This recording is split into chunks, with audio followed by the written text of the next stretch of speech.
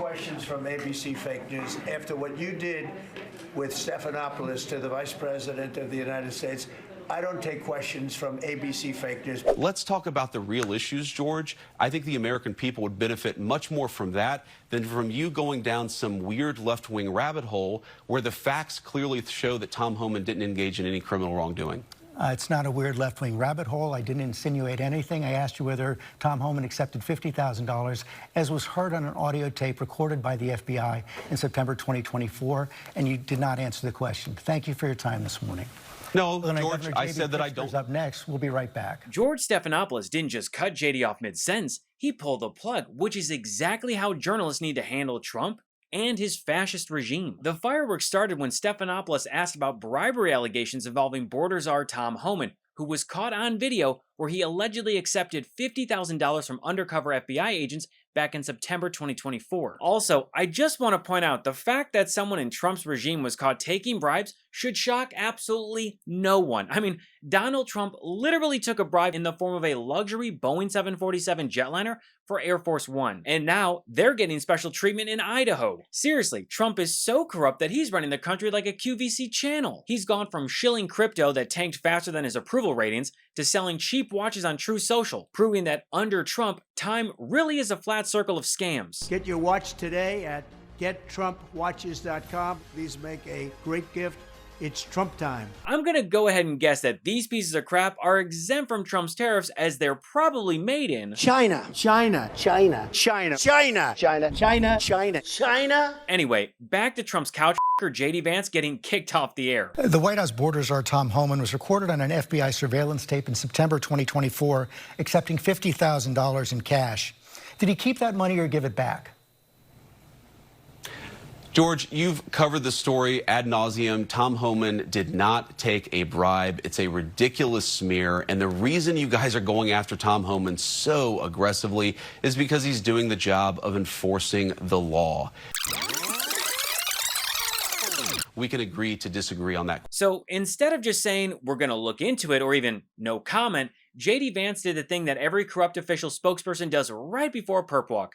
He got offended. Wait, you said he didn't take a bribe, but I'm not sure you answered the question. Are you saying that he did not accept the $50,000?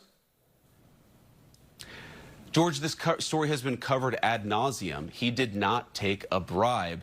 Did he accept $50,000? I'm sure that in the course of Tom Homan's life, he has been paid more than $50,000 for services.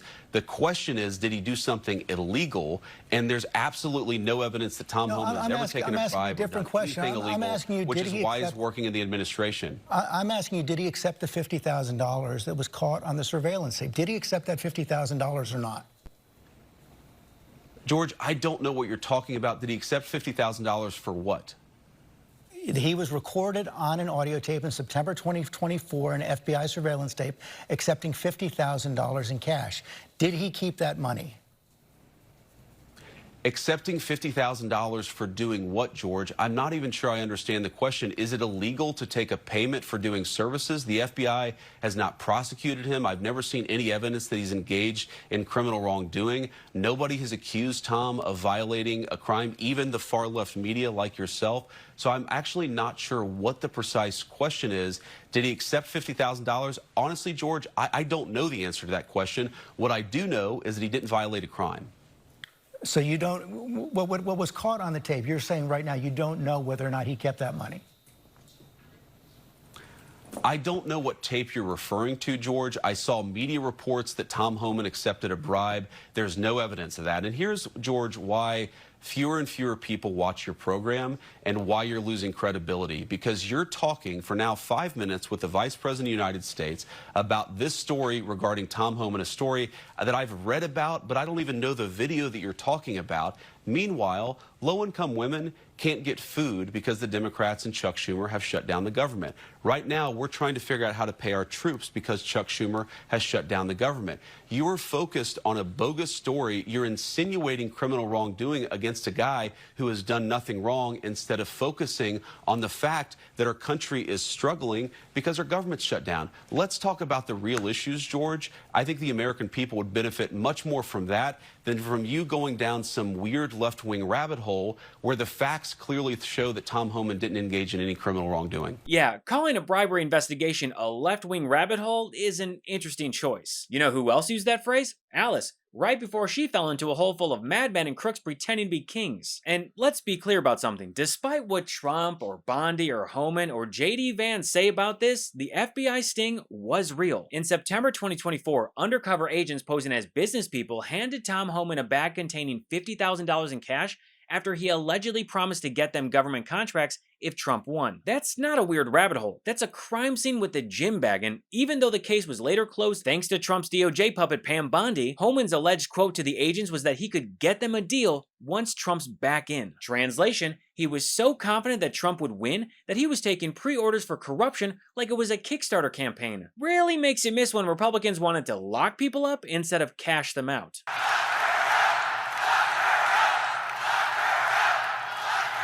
But we all knew those chants were hypocritical.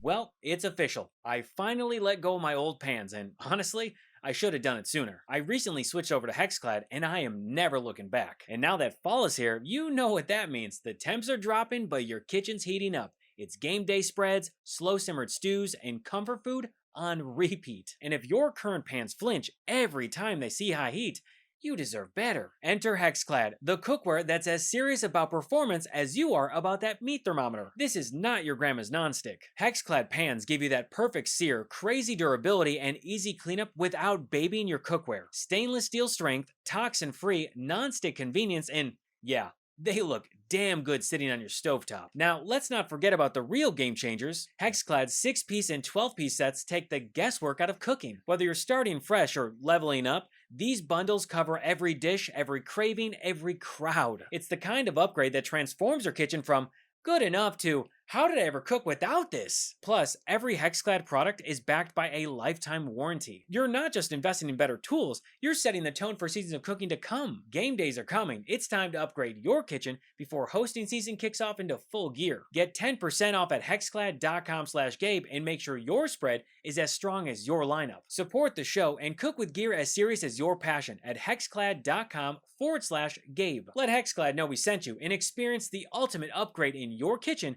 with Hexclad's superior performance.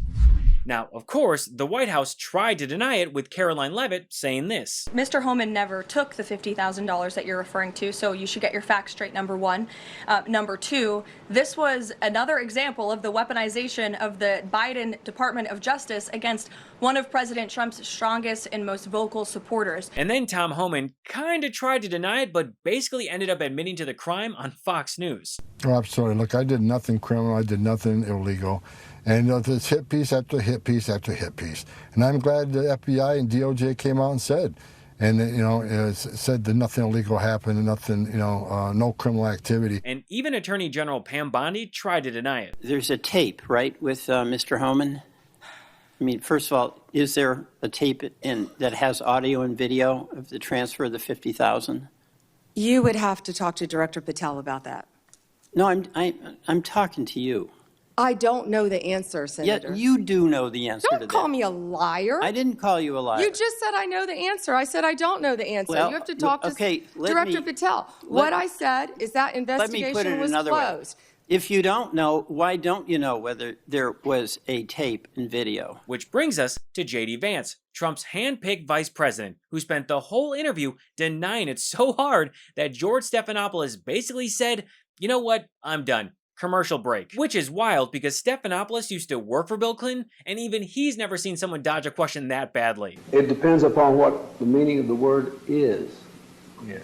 But here's the thing, the Trump team already hates Stephanopoulos, or as Trump calls him, Slopadopoulos, the George Slopadopoulos show on ABC. ABC's really bad. You know, I'd love to blame that awfully lazy nickname on Trump's dementia neurosyphilis-addled brain, but that's just his playground bully low IQ brain doing its best. It's like every time Trump tries to insult someone, he sounds like a third grader who just learned what name calling is. Man, you are one pathetic loser.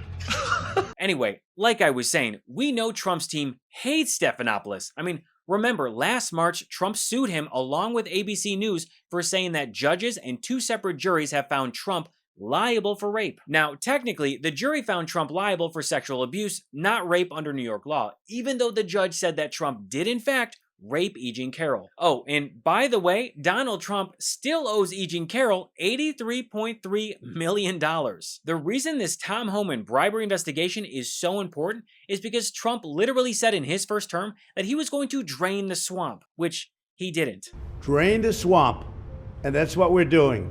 Now, when I said it, it sounded very easy, and it was going to happen real fast. I didn't know the swamp was this dirty and this deep. I didn't know about the swamp creatures being as bad as they are. They're bad. But nobody can believe what we've been able to do, and I don't really believe anybody else could have done it. Drain the swamp. You can't drain the swamp when you literally are the swamp. And look, ABC took a big risk cutting off Vance mid-interview because in this political climate, doing journalism is basically a contact sport, and Stephanopoulos just did what moderators should be doing, enforcing the truth in real time by shutting down MAGA's lies, misinformation, and propaganda. And no matter what MAGA says, that's not bias. That's called journalism. And in 2025, it's about as rare as a Trump cabinet member who isn't under investigation. Thanks for watching What Was That? If you want more episodes, articles, and breakdowns, go to whatwasthat.show.